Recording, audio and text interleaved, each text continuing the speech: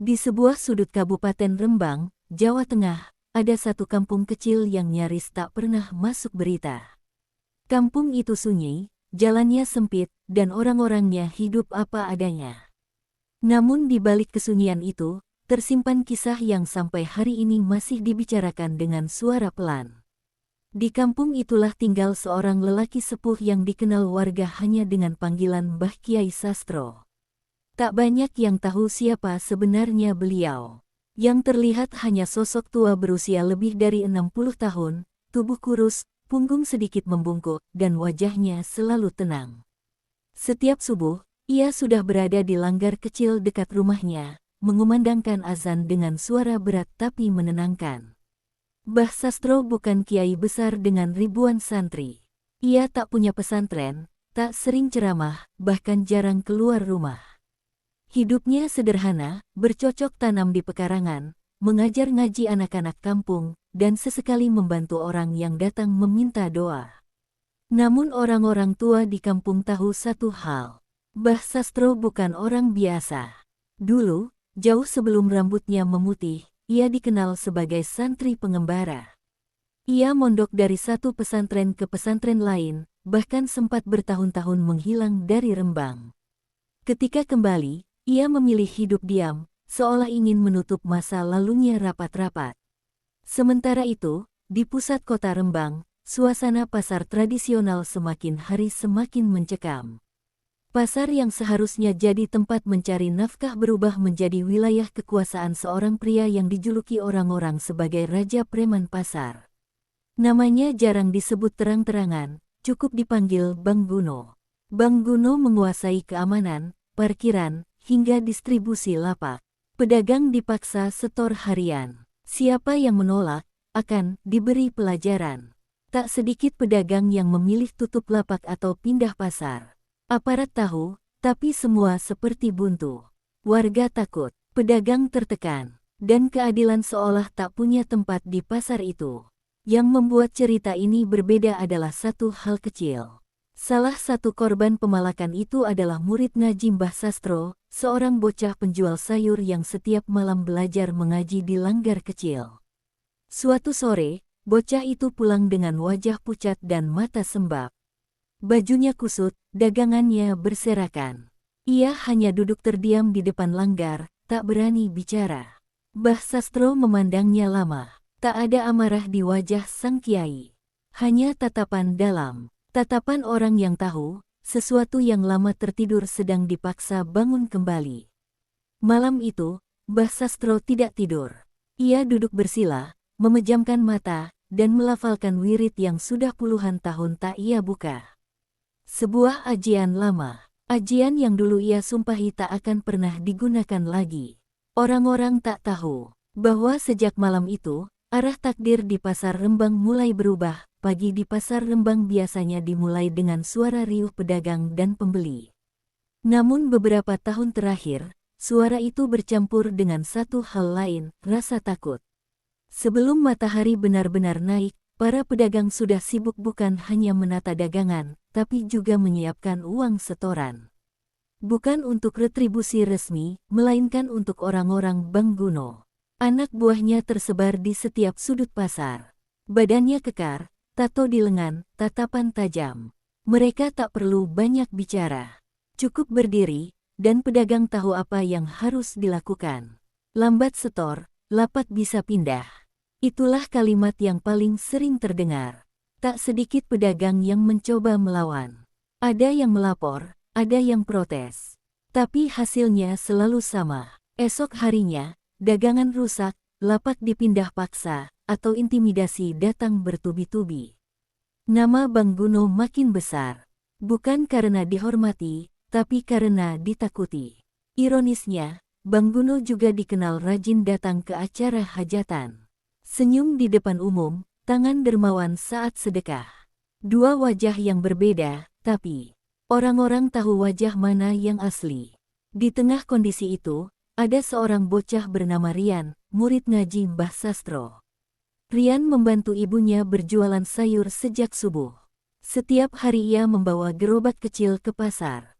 Setorannya memang kecil, tapi tetap dianggap kurang oleh anak buah Bang Guno. Suatu siang, saat pasar sedang ramai, salah satu preman menegur Rian dengan suara keras. Dagangan Rian ditarik-tarik, sayurnya jatuh ke tanah. Tak ada yang berani membela. Semua pura-pura sibuk. Rian pulang dengan tangan gemetar. Dan sejak hari itu, ia tidak lagi ceria saat mengaji. Mbah Sastro melihat perubahan itu dengan jelas. Ia bukan orang yang mudah tersulut emosi. Bertahun-tahun hidup dalam kesunyian mengajarkannya satu hal, amarah adalah pintu yang berbahaya. Namun ada batas yang tak bisa dinegosiasikan ketika yang lemah diinjak tanpa alasan. Beberapa hari kemudian, Mbah Sastro datang ke pasar. Tak ada sorban besar, tak ada jubah. Ia hanya memakai baju koko sederhana dan sarung lusuh. Tak satu pun preman mengenalinya. Ia berjalan pelan, berhenti di satu sudut, mengamati. Matanya tajam, tapi wajahnya tetap tenang. Ia melihat bagaimana uang berpindah tangan, bagaimana ancaman dilontarkan seolah hal biasa. Saat itulah, Bang Guno muncul. Posturnya besar, langkahnya berat, suaranya lantang. Semua preman menyingkir memberi jalan. Ia berdiri di tengah pasar, seperti raja di wilayahnya sendiri. Mbah Sastro menatapnya lama, bukan dengan kebencian, bukan dengan takut, melainkan dengan tatapan orang yang sedang menimbang akibat. Malam harinya, seorang tetua kampung mendatangi rumah Mbah Sastro. Dengan suara pelan, ia berkata, "Yai, urusan pasar itu berat. Orangnya tak kenal ampun." Mbah Sastro hanya mengangguk, lalu menjawab singkat, "Kalau dibiarkan, yang hancur bukan cuma pasar, tapi hati orang-orangnya." Malam itu, lagi-lagi Mbah Sastro duduk bersila. Ia membuka lembaran catatan lama, tulisan tangan gurunya sendiri. Di sana tertulis amalan yang hanya boleh dibaca oleh orang yang siap menanggung akibatnya. Pancasona, bukan untuk pamer kekuatan, bukan untuk balas dendam, tapi untuk satu tujuan, menghentikan kezaliman. Dan tanpa diketahui siapapun. Sebuah langkah pertama telah diambil, nama Sastro bukan nama sembarangan. Dulu, puluhan tahun silam, sebelum orang-orang memanggilnya Mbah Kiai, ia dikenal sebagai santri Sastro dari Rembang, seorang pemuda pendiam tapi keras tekadnya. Ia meninggalkan kampung sejak usia belasan tahun, berpindah dari satu pesantren ke pesantren lain, menimba ilmu bukan hanya kitab, tapi juga laku batin. Ia pernah mondok di pesisir utara, lalu ke pedalaman Jawa Timur, bahkan sempat bertahun-tahun berada di daerah yang jarang disebut orang. Tak ada yang tahu pasti di mana saja ia belajar. Yang jelas, ketika santri lain pulang membawa ijazah dan cerita, Sastro pulang membawa diam. Gurunya yang paling disegani pernah berpesan padanya, "Ilmu itu seperti api. Kalau kau tak bisa mengendalikannya, ia akan membakar pemiliknya lebih dulu." Pesan itu tertanam kuat di benaknya. Di masa mudanya, Sastro pernah melihat sendiri bagaimana ilmu disalahgunakan. Ada orang-orang yang memakai ajian bukan untuk menjaga, tapi untuk menaklukkan. Bukan untuk menolong, tapi untuk ditakuti. Dari situlah Sastro bersumpah, tak akan memakai ilmunya kecuali dalam keadaan terpaksa. Salah satu ilmu yang paling berat adalah Pancasona. Ilmu itu bukan soal kekebalan atau kekuatan kasar. Pancasona lebih dikenal sebagai laku pamungkas, ajaran tentang ketahanan batin, kekuatan niat, dan daya hidup yang lahir dari pengendalian diri. Tidak semua orang boleh mempelajarinya, dan lebih sedikit lagi yang sanggup menjalaninya. Sastro pernah mempelajarinya, dan hampir kehilangan dirinya sendiri. Itulah sebabnya, setelah pulang ke Rembang, ia memilih hidup sederhana. Mengajar ngaji, menanam singkong, memperbaiki atap tetangga. Ia ingin jadi orang biasa, agar ilmunya tetap terkunci. Namun takdir punya cara sendiri untuk membuka pintu yang dikunci rapat. Beberapa hari setelah kunjungannya ke pasar, kabar mulai beredar. Anak buah Bang Guno mengeluh merasa tidak enak badan. Ada yang mengaku sulit tidur, ada yang tiba-tiba merasa gelisah saat berada di pasar. Tak ada luka, tak ada kejadian aneh, hanya perasaan tertekan yang tak bisa dijelaskan. Bang Guno sendiri mulai berubah. Biasanya ia datang ke pasar dengan penuh percaya diri. Kini, langkahnya lebih cepat, wajahnya sering tegang. Ia merasa seperti sedang diawasi, meski tak tahu oleh siapa. Suatu malam, Bang Guno memanggil orang kepercayaannya. Cari tahu, katanya singkat. Ada orang tua berkeliaran di pasar. Aku nggak suka firasat ini. Sementara itu, di langgar kecil, Mbah Sastro tetap mengajar seperti biasa. Suaranya lembut, bacaannya pelan. Tak ada yang berubah dari luar. Tapi di dalam dirinya, ada pergulatan panjang. Ia tahu, sekali melangkah lebih jauh, tak ada jalan mundur. Di sepertiga malam, ia berdoa lama. Bukan meminta kemenangan, tapi meminta agar hatinya tetap bersih dari dendam. Karena ia tahu, ilmu seberat apapun akan runtuh jika didorong oleh amarah. Dan jauh di sudut kota, Bang Guno mulai merasakan sesuatu yang belum pernah ia rasakan seumur hidupnya. Takut tanpa tahu pada siapa, Bang Guno tak tinggal diam. Ia menyuruh anak buahnya mencari tahu siapa lelaki tua yang sering terlihat di pasar. Tapi hasilnya nihil, tak ada yang mengenal, tak ada yang berani menunjuk. Anehnya, sejak itu, beberapa preman mulai mundur sendiri. Ada yang minta pindah wilayah, ada yang mendadak berhenti tanpa alasan jelas. Bang Guno makin gusar. Di kampung, warga mulai berbisik.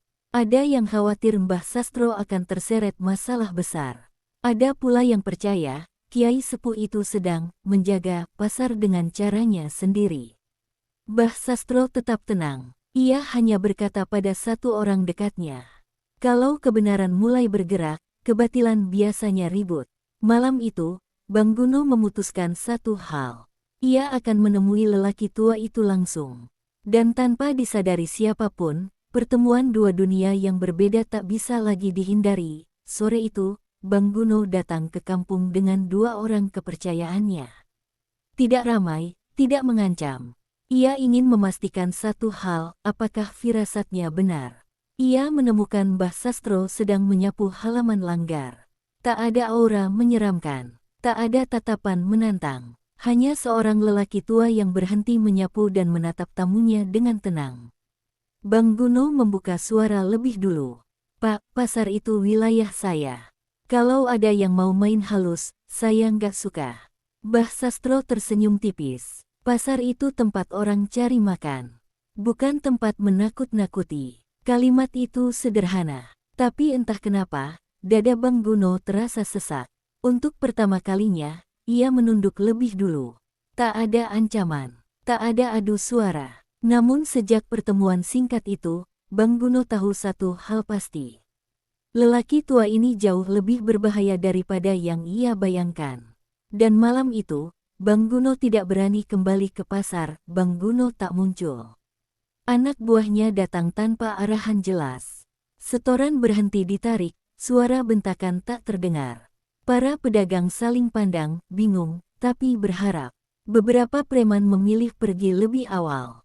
Ada yang bilang perutnya mulas, ada yang merasa kepalanya berat setiap kali mendekati lapak pedagang kecil.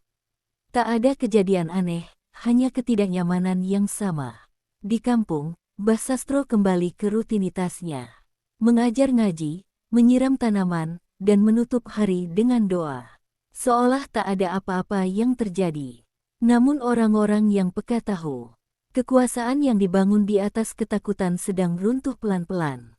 Dan Bang Guno, di rumahnya, mulai sadar. Bukan otot atau uang yang sedang ia hadapi, melainkan keteguhan hati yang tak bisa diintimidasi. Tekanan di kepala Bang Guno makin berat. Tidurnya gelisah, emosinya mudah meledak. Ia merasa semua jalur yang biasa ia pakai, uang, ancaman, koneksi, tak lagi bekerja. Anak buahnya mulai menjauh. Yang tersisa hanya orang-orang yang ikut karena takut, bukan setia. Di sisi lain, para pedagang mulai berani bernapas lega. Untuk pertama kalinya, pasar berjalan tanpa setoran. Nama Mbah Sastro tak disebut, tapi kehadirannya terasa. Malam itu, Bang Guno mengambil keputusan nekat. Ia tak akan bersembunyi lagi. Ia ingin mengakhiri semua ketakutan ini dengan caranya sendiri. Sementara di langgar kecil, Mbah Sastro menutup pengajian lebih cepat. Ia menatap langit lama, lalu berbisik pelan. Kalau sudah sejauh ini, biarlah kebenaran yang bicara. Dan tanpa diketahui siapapun, dua langkah terakhir sedang menuju satu titik yang sama. Siang itu, terminal terasa mati rasa. Asep menatap tajam rawa rontek dari jarak beberapa meter. Anak buah preman itu mulai bergerak, seolah menantang.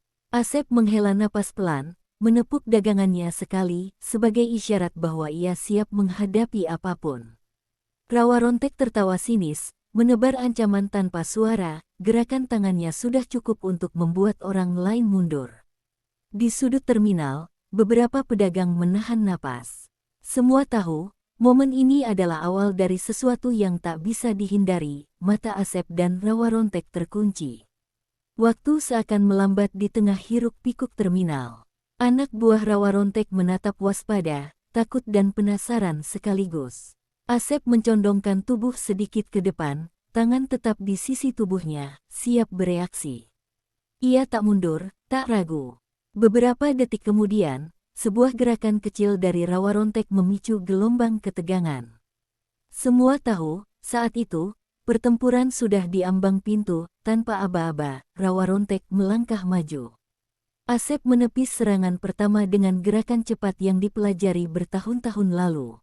Suara pukulan dan benturan dagangan yang jatuh memecah kesunyian terminal. Orang-orang berteriak, sebagian lari menghindar. Tapi Asep tetap fokus, setiap gerakan penuh perhitungan. Ini bukan lagi sekadar membela diri, ini tentang menghentikan teror yang sudah terlalu lama menindas. Pukulan demi pukulan terjadi dengan cepat. Rawa rontek terkejut, pedagang asongan yang dulu ia remehkan kini bergerak lincah, menangkis setiap serangan dengan presisi. Anak buah rawa rontek panik, melihat bos mereka mulai kalah. Suasana terminal berubah kacau, tapi orang-orang tetap menonton dari jauh, tak percaya dengan apa yang terjadi di depan mata mereka. Asep, dengan wajah serius, tahu satu hal, ini bukan tentang menang atau kalah, tapi menghentikan tirani yang sudah terlalu lama menindas. Asep berhasil menangkis serangan terakhir rawa rontek dan dengan satu gerakan cepat, membuat Raja Preman itu terjatuh ke lantai terminal. Suasana mendadak hening. Anak buah rawa rontek terpaku, tak berani mendekat. Beberapa pedagang menahan napas, menyaksikan kemenangan yang tak pernah mereka bayangkan.